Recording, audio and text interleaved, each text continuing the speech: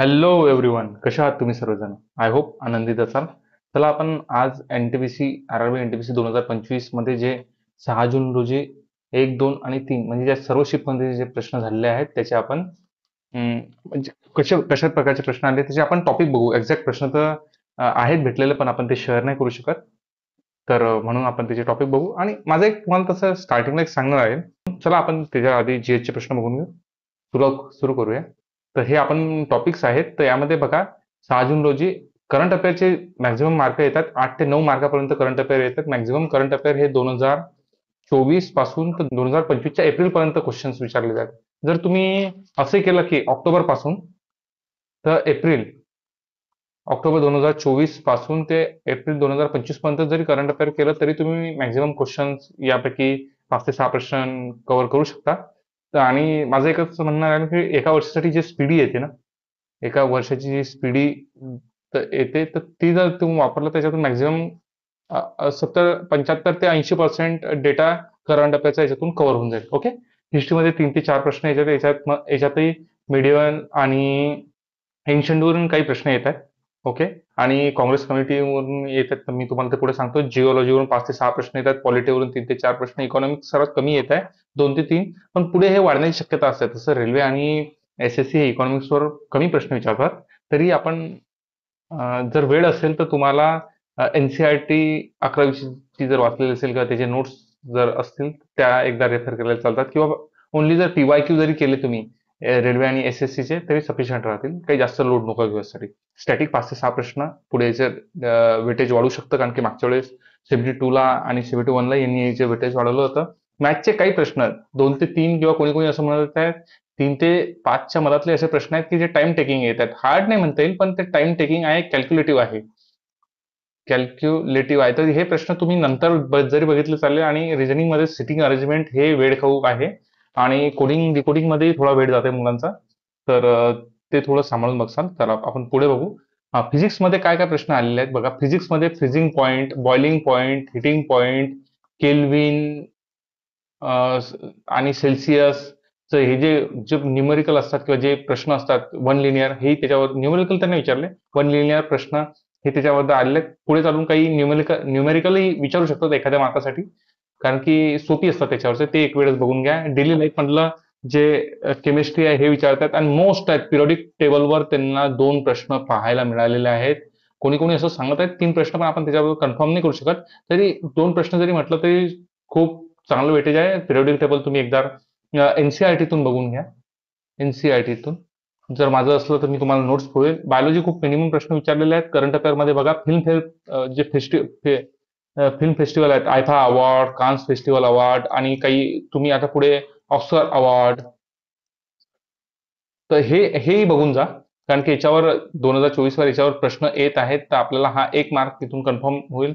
ज्या सैन्य अभ्यास आहेत कोणते कोणते, आपला सायक्लॉन असं विचारलं असं ते म्हणत आहेत, पण आपण त्याच्याबद्दल असं नाही सांगू शकत की, कारण की कोणता फिक्स विचारला, कारण की मी क्वेश्चन तुम्हाला नाही सांगू शकत, हे रिस्ट्रिक्शन्स आहेत.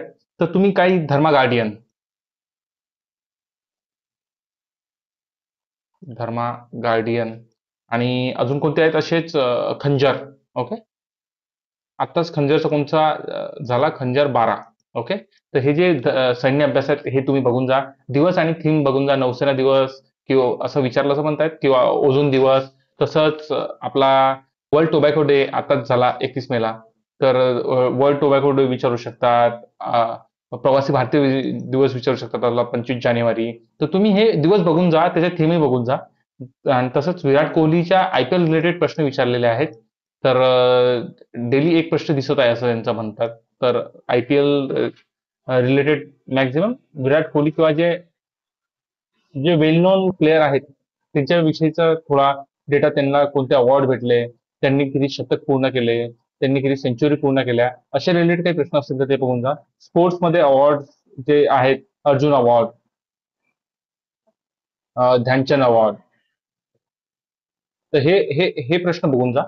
याच्यावरही प्रश्न येतात. इंडेक्सवर प्रश्न येतात. अवॉर्ड्सवर सांगितलं सीएम, दिल्लीचा सीएम, सीएम त्यांची कॉन्स्टिट्यूशन काय आहे. ओके.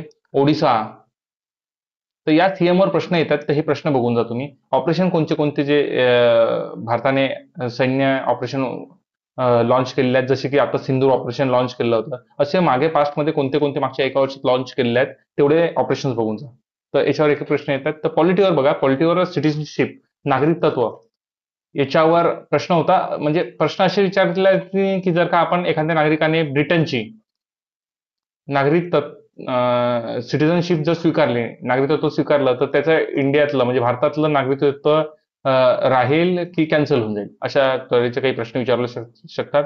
51 आर्टिकल, तसंच ऍक्ट जे सुप्रीम कोर्टाच्या स्थापनेविषयीचे ऍक्ट असतील किंवा जे हायकोर्टाच्या स्थापनेविषयीचे जे ऍक्ट असतील ते बघून जा. घटना दुरुस्ती, ज्या मेन घटना दुरुस्ती 61 ज्याच्यात आपण एज 21 वरून 18 वर एज आपलं केलं, 42वी 44वी मॅक्झिमम असं चान्सेस बघण्यात आलेला आहे थोडं मागच्या डेटावरून, की ज्या लेटेस्ट अमेंडमेंट आहेत त्याच्यावर फोकस करा.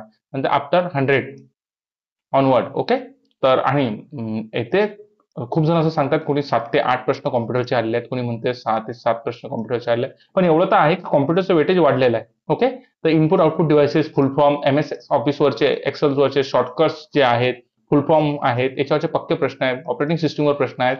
तर तुम्ही एक काम करा, याचं कॉम्प्युटरचं कुठून करतात, तर एक जर लुसेंटचं बुक भेटत असेल तर याच्यासाठी बेसिकसाठी लुसेंटचं एक छोटंसं बुक असतं किंवा कुठे प्लेलिस्ट असेल त्याची जर केलेली, तर हे घ्या. याच्यामध्ये ऑपरेटिंग सिस्टीम आणि बेसिकचे प्रश्न कव्हर होऊन जातील तुमचे. आणि MS ऑफिस आणि एक्सेल हे जे याचे शॉर्टकट्स वगैरे आहेत, तर MSCITचं बुक असतं, MSCIT, तर याच्यामध्ये बऱ्यापैकी हे दिलेले असतात. तुम्ही एकदा जर होत असेल तर त्याच्यातून बघून घ्या. स्टॅटिक्समध्ये टेम्पल्स आहेत किंवा डान्स आहेत किंवा मस्जिद वगैरे आहेत, असे प्रश्न आलेले आहेत. नॅशनल पार्क्सवर किंवा एक्सप्रेस हायवेवर. तर हे प्रश्न स्टॅटिक्समध्ये जातात, हे जिओग्राफीमध्ये जातात. तर जे स्टॅटिक स्पोर्ट्स आहेत, कोणत्या स्पोर्टमध्ये किती प्लेयर्स असतात, कोणता स्पोर्ट कुठे खेळला जातो, म्हणजे लाल मातीवर कोणता खेळला जातो, कोर्टवर कोणता खेळला जातो, किती खो खो मध्ये किती प्लेयर असतात. तर हे अशा तऱ्हेचे जे प्रश्न आहेत हे तुम्ही बघून घ्या. NTPC मॅक्झिमम असे क्वेश्चन विचारते, तर हे क्वेश्चन बघा. पुढे जिओलॉजी मध्ये म्हणजे भूगोलामध्ये त्यांनी मातीवर प्रश्न विचारलेले, नदी प्रणाली विचारलेली आहे. तर मेन नदीच्या सबस्टिट्यूट जे असतात, म्हणजे आपण ज्याला सहाय्यक नदी असतात, त्याच्यावरही हे प्रश्न विचारत आहेत. तर तुम्ही रिव्हर सिस्टीम बघून घ्या. वाहतूक एक्सप्रेसवे कोणते आहेत, नॅशनल पार्क कुठे आहेत, जे भारताच्या सीमेलगतचे जे राष्ट्र आहेत, जसं की भारताची सर्वात जास्त सीमा कोणासोबत शेअर कोणत्या देशासोबत होते, बांगलादेश. आणि सर्वात कमी समुद्र सीमा कोणत्या राज्यासोबत शेअर होते किंवा सर्वात जास्त कोणत्या राज्यासोबत शेअर होते, अशा सीमेलगतचे जे आहेत अशा प्रश्नांवर विचारतात. मान्सूनवर प्रश्न विचारतात. पर्यावरण संरक्षण अधिनियम हे काय आहेत, मागचे पास्टमध्ये जे इम्पॉर्टन्स आहेत, मी वाटलंच ते एक लिस्ट आपल्या टेलिग्राम चॅनलवर टाकून देईल, तेवढं बघून जासाल. डेझर्ट आहेत, वाळवंटे आहेत, फिजिकल डिव्हिजन कसं झालेलं आहे, किंवा माउंटेन जे आहेत, सातपुडा, अरवली, याच्यावरचे प्रश्न याच्यावरचे बघून जा.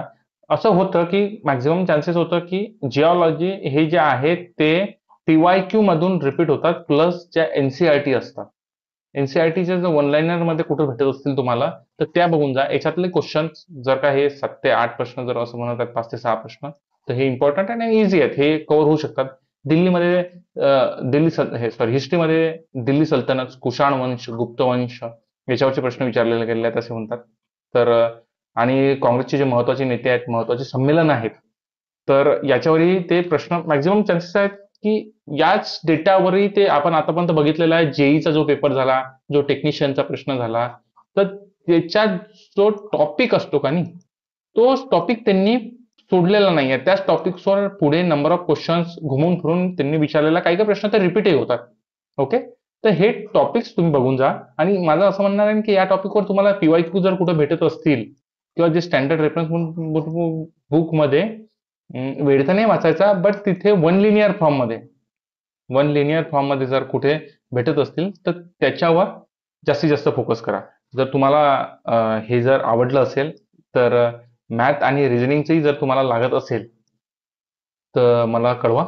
मी त्याचे क्वेश्चन्स आणि एक प्रॅक्टिस सेट वाटलं असं 30-30 क्वेश्चनचा, 25-25 क्वेश्चनचा घेईल, जो आपल्याला नक्कीच हेल्पफुल होईल. ओके. जय हिंद.